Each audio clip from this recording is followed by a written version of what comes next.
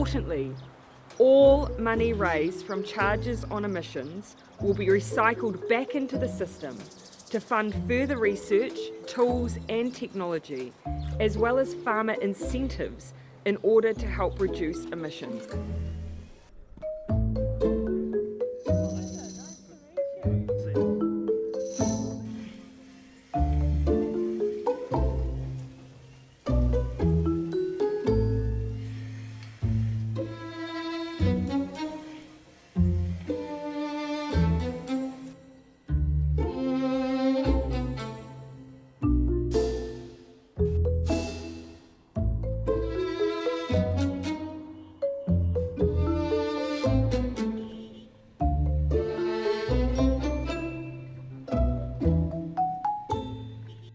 Those farmers will, be under more pressure.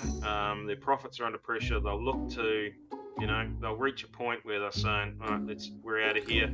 The only people that will buy it will be generally offshore firms that are buying up for carbon credits to offset their CO2 emissions.